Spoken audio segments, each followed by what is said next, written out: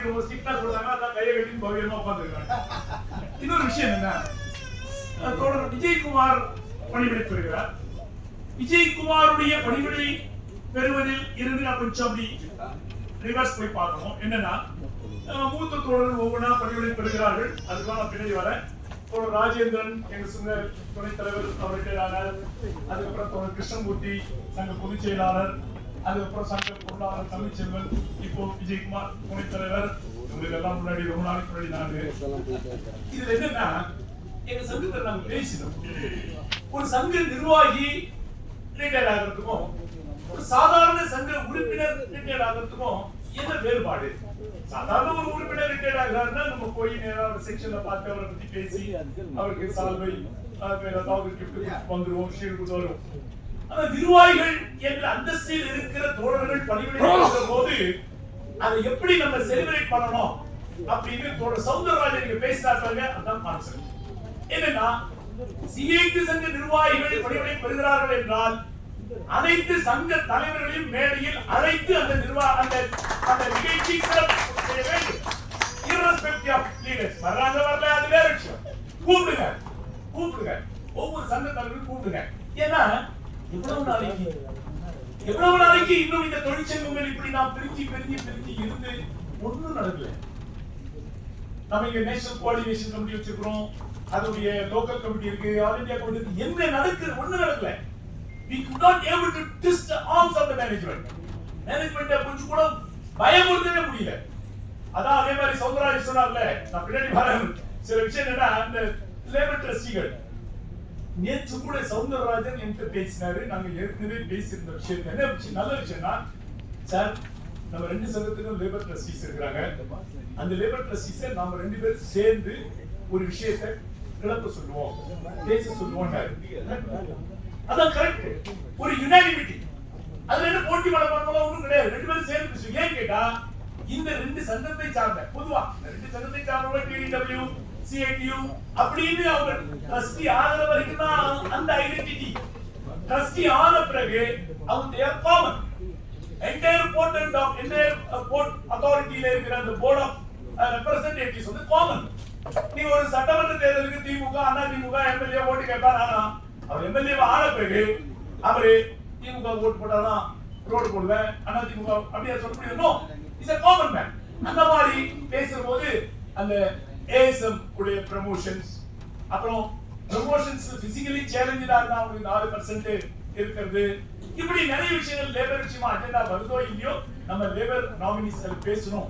அல்ல செந்தில் வந்து எங்க காமிச்சு எங்க சொன்னார், நான் சொல்றேன் it is not my business, நான் பேச மாட்டேன், நீ தான் லேபர் ட்ரஸ்டி, நீ தான் பேசணும், you are a finance man. ஏன்னு கேட்டா அந்த பென்ஷன் ஃபண்ட் லயபிலிட்டி அதை எப்படி ஸ்ட்ரெங்தன் பண்ணிருக்காங்க, நம்ம தொடர்ந்து எப்படி போராடிட்டு இருக்கிறோம். ஒவ்வொரு ரிட்டையர் ஆன தொழிலாளிகளும் பென்ஷன் ஃபண்ட் லயபிலிட்டி ஸ்ட்ரெங்தன் பண்றது எவ்வளவு நெசசிட்டி அப்படி பார்க்கணும். நீங்க ஒரு அட்டானமஸ் பாடியில பப்ளிக் செக்டர் மாதிரி ஒரு அட்டானமஸ் பாடி போட்டு, ஆனா பப்ளிக் செக்டர்ல இருக்கிற யாருக்கும் சிசிஎஸ் பென்ஷன் கிடையாது, யாருக்கும் சிசிஎஸ் பென்ஷன் கிடையாது. நம்ம அடிக்கடி இந்த ஆபீசர்ஸ் நமக்கு இருக்கிற சின்ன கன்ஃபரன்டேஷன்ல நம்ம என்ன சொல்றோம்னா, officers are getting cafeteria as like as CPSU central public sector. ஆனா அங்க கேப்டீரியாவும் வாங்கி இங்க சிசிஎஸ் பென்ஷன் வாங்குறாங்க. ஆனா எந்த பப்ளிக் செக்டர்லும் இந்தியாவுல கேப்டீரியா வாங்குறவங்களுக்கு சிசிஎஸ் பென்ஷன் கிடையாது.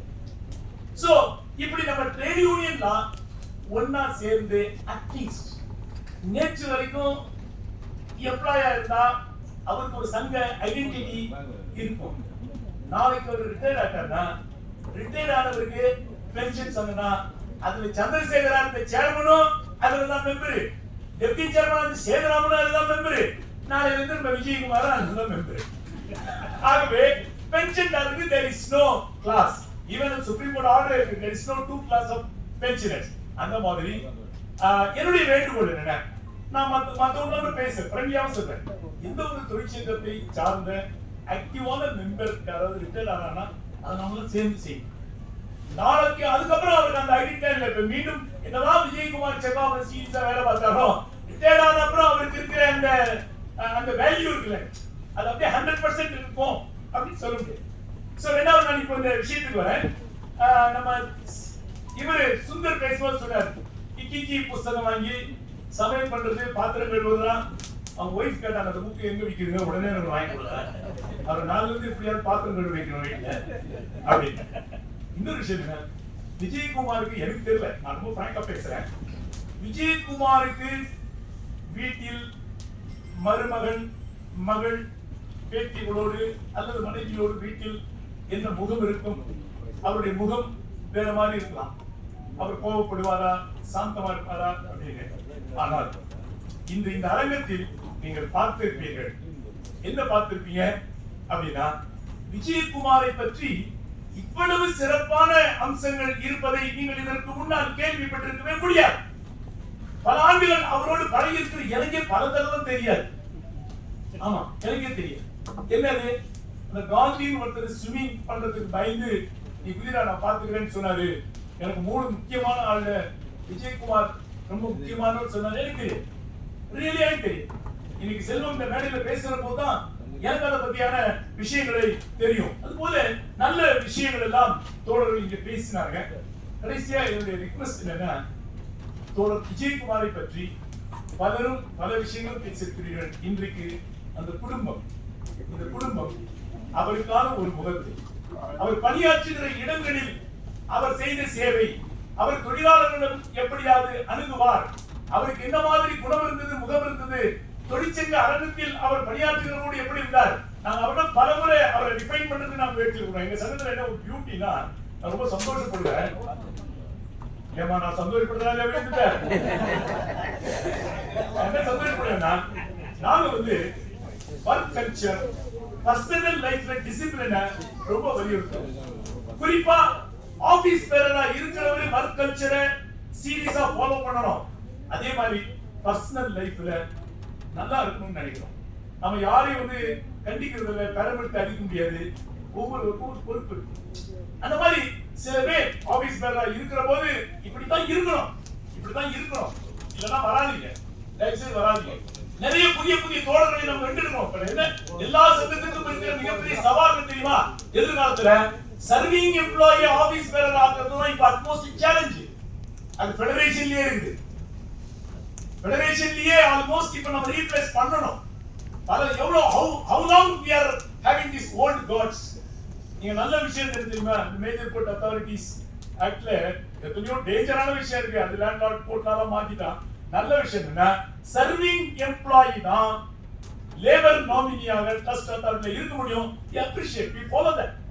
சும்மா 80 வயசு 75 வயசு ஆளெல்லாம் உட்கார்ந்து அரைச்சமாவே எவ்வளவு நாளா இருப்பான். சர்விங் எம்ப்ளாயி தான் அவங்களுக்கு ரூட் இருக்கும், அந்த தொழிலாளியுடைய வேர் இருக்கும், பிடிப்பு இருக்கும்.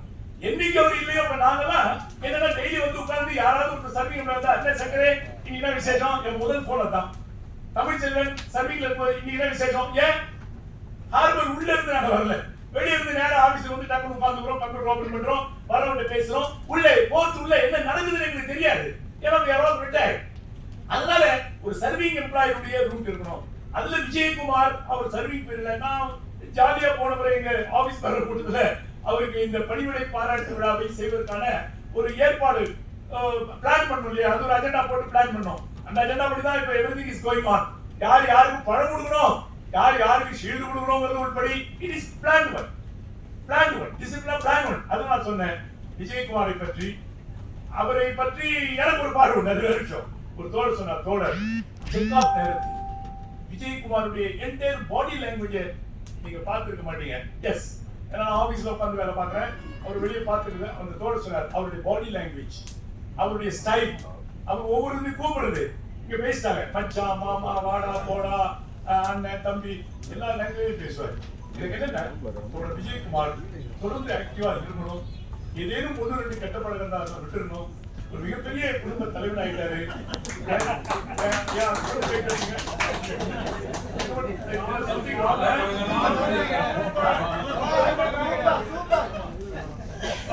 ஓகே, சோ அவர் ரொம்ப ரிஃபைண்டா இருக்கணும். தொடர்ந்து எங்களை பொறுத்த வரைக்கும் புதிய சர்விங் எம்ப்ளாயர் ரீப்ளேஸ் பண்ணி லீடர்ஷிப் லெவலுக்கு அவங்களை கொண்டு வர வரைக்கும் தயவு செய்து பழைய சீனியர் காம்ரேட்ஸ், அது நான் உட்பட, தமிழ்ச்செல்வன் உட்பட, கிருஷ்ணமூர்த்தி, ராஜேந்திரன் உட்பட, இந்த மாதிரி போற செட்டு இன்னும் எதிர்காலத்துல இன்னும் எங்க ஆபீஸ் பேரருடைய ரிட்டையர்மெண்ட் செட்டே நிறைய இருக்குது. அதான் அப்படிலாம் நான் சொல்லி உங்களுக்கு ஷாக் ட்ரீட்மெண்ட் கொடுக்க விரும்பல. அந்த சஸ்பென்ஸ் இப்ப உடைச்சிரும். 2-3 மாசத்துல இன்னொருத்தர் அப்படி போயிட்டே இருக்காங்க. என்ன தயவு செய்து நீங்க எல்லாம் ஒரு நாளைக்கு வாங்க, மத்தவங்களை ட்ரெயின் பண்ணுங்க, புதிய இளைஞர்களுக்கு வழி விடுங்க. நான் அடிக்கடி தமாஷா சொல்றேன், நரேந்திர ராவ் ஆமா என்ன பண்றாரு, வாட்டர் டிரான்ஸ்போர்ட் பாத்துக்கிறாரு. எப்படி பாத்துக்கிறாரு? புதுசா எவனும் உள்ள வந்துடாம பாத்துக்கிறாரு. அதானே அவர்தான் யூனியன் பாத்துக்கிறாரு, நல்லா பாத்துக்கிறாரு. எப்படி பாத்துப்பாரு? எவனும் புதுசா அவர் பதவியில் வந்துடக்கூடாது அப்படின்னு பாத்துக்கிறாரு. நோ, அவ்வளவுதான். நம்ம அவர் ட்ரெயின் பண்ணணும். அதனால விஜயகுமார் போன்றவர்களால் தயவு செய்து எதிர்காலத்தில் தொடர்ந்து சங்கத்துக்கு வாங்க. ஒரு கமிட்மெண்ட் இருக்கும். நீங்க ரிட்டையர் ஆன அப்புறம் உங்களுக்கு ஒரு கமிட்மெண்ட் இருக்கணும். வாக்கிங் போறது, நடக்கிறது, பயிற்சி, அவர் ஸ்போர்ட்ஸ்மேன், ஓகே ஃபைன், எல்லாம் கரெக்ட். ஆக தோழர் விஜயகுமார் அவர்கள் நீண்ட நெடிய ஆயுளோடு வாழ வேண்டும். மீண்டும் அந்த குடும்பத்திற்கு வழக்கமாய் நான் சொல்லுகிற வேண்டுகோள் தான், மரைன் டிபார்ட்மெண்ட் என்பது எல்லோருக்கும் தெரியும், அனைவரும் வழக்கமாக சொல்லுகிற வார்த்தை. அது சென்னை துறைமுகம் அதனுடைய இருதயம் போன்ற பகுதி, அதான் ஹார்ட். மரைன் பகுதி இல்லைன்னா போர்ட்டுடைய கோர் ஆக்டிவிட்டியே இல்லை. போர்ட் ட்ரஸ்டுடைய கோர் ஆக்டிவிட்டி என்ன? Cargo handling. கார்கோ ஹேண்ட்லிங் இருந்து எப்படி? Through ships. கப்பலை கொண்டாந்து டாக்கிங் அன்டாக்கிங் பண்ணலன்னா where is the ship, where is the core activities? Cargo handling எங்க போகும்? இருக்காது. அந்த மாதிரி பகுதியில தொடர் விஜயகுமார் இருந்து பணியாற்றி விட்டு பணிவிடை பெறுகிறார். ரொம்ப ரிஸ்க். கர்ணன் தப்பனா மரணம், கொஞ்சம் தண்ணியில விழுந்தா கஷ்டம். இப்படியான சூழலில் அவரை பாதுகாத்துட்டோம். 38-39 ஆண்டு பத்திரமா வச்சு பாதுகாத்துருக்கோம். நாளையில இருந்து 1ஆம் தேதி, ஜூன் 1ஆம் தேதியிலிருந்து இந்த குடும்பத்தாரிடம் ஒப்படைக்கிறோம். இந்த மருமகன்கள், மகள்கள், பேத்திகள், அவங்க வைஃப் அனைவரும் தோழர் விஜயகுமாரை பத்திரமாய் பாதுகாக்க வேண்டும். உங்கள் நலனுக்கல்ல, எங்கள் சங்க நலனுக்கு. அவர் தினமும் எங்களோடு வந்து உறவாடுவார், சங்க வேலை செய்வார், பெண் சந்தாளர் சங்கத்தையும் அவர் வளர்ப்பார். அவர் நீண்ட நெடிய ஆயுளோடு வாழ வேண்டும் என்று மீண்டும் ஒரு முறை வாழ்த்தி வாய்ப்புக்கு நன்றி பாராட்டி இடம் சாருகிறேன். வணக்கம்.